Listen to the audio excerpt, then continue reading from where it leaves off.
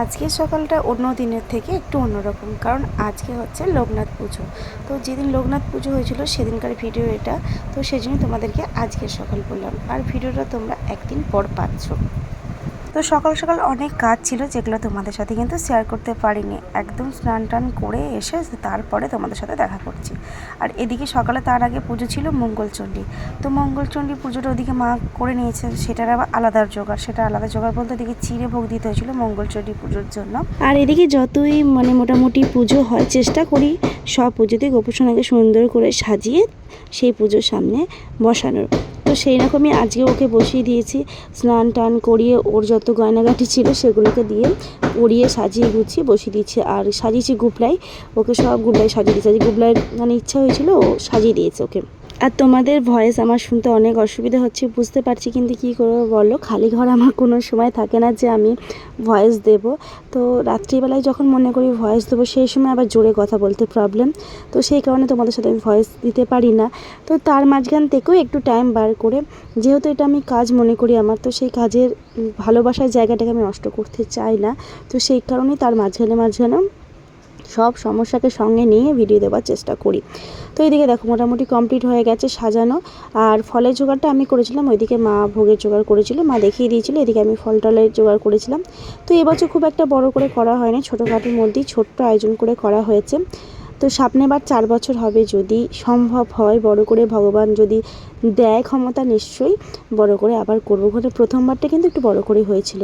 আর এদিকে দেখো মিস্ত্রি লেগেছে, বাড়িতে যে সেদিন কী পরিস্থিতি চলেছে সেটা আমরাই জানি। তো মিস্ত্রিদের দিকে কাজও করছিল, সেটা তোমাদের সঙ্গে একটু শেয়ার করে দিলাম। এটা বারান্দার, নতুন ঘরে যে বারান্দাটা, সেই বারান্দার মেঝেটা হচ্ছিল। আর এদিকে বাবাও চলে এসছে, পুজোর জোগাড়ও কমপ্লিট হয়ে গেছে, বাবা পুজোও শুরু করে দিয়েছে। চলো তোমরা পুজোটা দেখতে থাকো।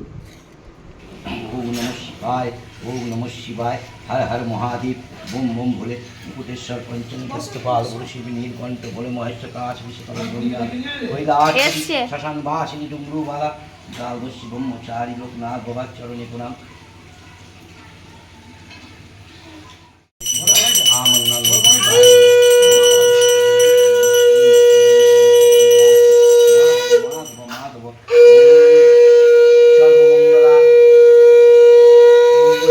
शिवे सर्वार्थ साधके शरण्यस्तन्मते गौरी नारायण नमोस्तुते दीनबन्धु जगत्पते गोपेश गोपिकाकान्त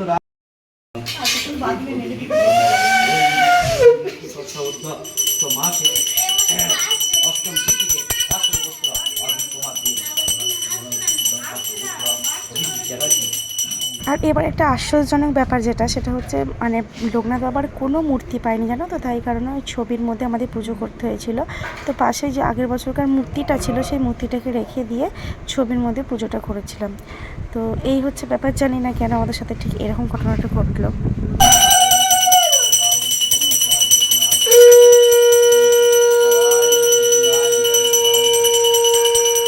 তো আজকের ভিডিওটা এখানেই শেষ করব। আর আজকে পুজো দিয়ে ভিডিওটা তোমাদের সাথে শেষ করলাম আর কি। তো পুষ্পাঞ্জলি দিলেই মোটামুটি আমাদের পুজো শেষ। তারপরই প্রসাদ পাড়ায় সবাইকে মোটামুটি দেওয়া হয়েছে, অল্প বেশি করে আর কি। তো এখানে আমার ভিডিওটা শেয়ার করবো। যারা আমার ফেসবুক পরিবার থেকে দেখছো তাদেরকে বলবো, যারা নতুন বন্ধুরা রয়েছে তারা ফলো করে দিয়ে পাশে থেকো, এবং যারা ইউটিউব পরিবার থেকে রয়েছে তারা একটু সাবস্ক্রাইব করে দিয়ে পাশে থেকো। হ্যাঁ, যদি ভালো লাগে তবেই। অনেকে আবার ভাবে এটাকে রিকোয়েস্ট করছি বা বলছি, তো রিকোয়েস্ট করছি ভেবে আবারও বলছি তোমাদেরকে। তোমরা ভাবতেই পারো যে রিকোয়েস্ট ভাবলে আমার কিছু যায় আসে না, তবু তোমাদেরকে বলছি যদি ভালো লেগে থাকে তো পাশে থেকো। চলো আজকের মতো আসি, টাটা, সবাই ভালো থেকো।